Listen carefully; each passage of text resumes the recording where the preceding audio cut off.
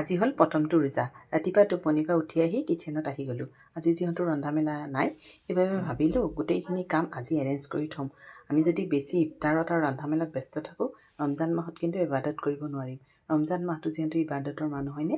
Hello' everyone, আসসালামু আলাইকুম। কি খবৰ আপোনালোকৰ? আলহামদুলিল্লাহ, মই ভালে আছোঁ। আশা কৰোঁ আল্লাহ যাতে ৰমজান মাহটো সকলোৰে ভালে নিয়ক। আৰু আমি যিহেতু ৰমজান মাহত দাখিল হৈ গ'লোঁ আৰু এইফালে অলপ কাম ভাবিলোঁ চপাই লওঁ। আদা নহৰু বেছিকৈ লৈ পেষ্ট কৰি ল'লোঁ, কাছৰ জাৰ এটাত ভৰাই ল'লোঁ। এইফালে নৰসিংহৰ পাত, জিৰা ভাজি মানে পাউডাৰ বনাই ল'লোঁ। চব এৰেঞ্জ কৰি আছোঁ অলপ অলপ কৰি।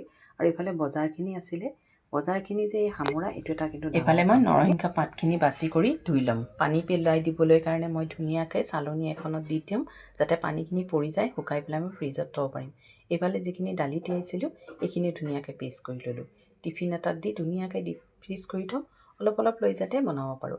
এইফালে মই বুটো তিয়াই থৈছিলোঁ, সেইখিনিও বইল বহাই দিছোঁ। মানে আজি অকণমান সময় লাগিলেও ভাবিলোঁ আজি মানে গোটেইখিনি কাম কৰি থ'ম।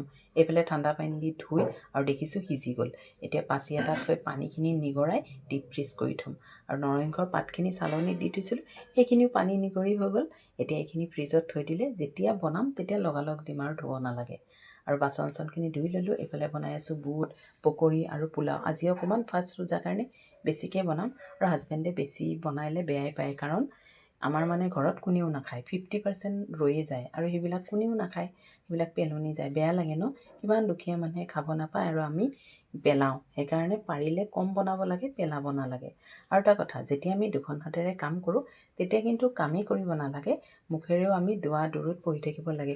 যেনেকৈ সুবহানাল্লাহ, আলহামদুলিল্লাহ, লা ইলাহা ইল্লাল্লাহ, আল্লাহু আকবাৰ, কুল হুৱাল্লাহ সূৰা, বিসমিল্লাহিৰ ৰহমানিৰ ৰহিম আৰু আমাৰ হুজুৰ পাক সাল্লাল্লাহু আলাইহি ওয়াসাল্লামৰ ওপৰত যিবিলাক দুৰুদ আছে আটাইখিনি পঢ়ি থাকিব পাৰিলে আমাৰ খোৱা লোৱাটো বৰকত হয় আৰু আমাৰ নেকিও হয়, যিহেতু এই মাহটো ইবাদতৰ মাহ হয়নে?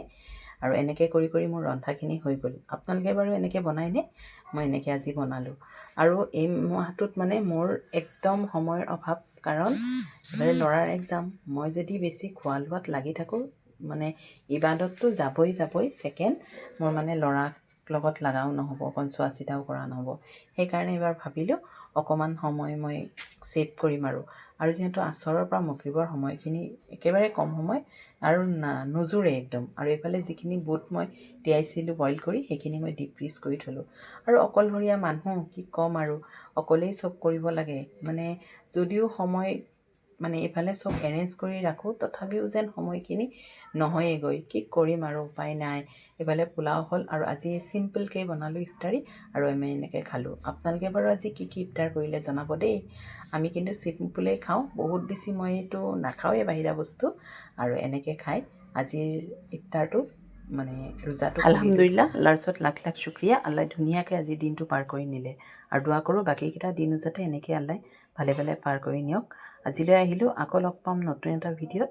খুদা হাফিজ।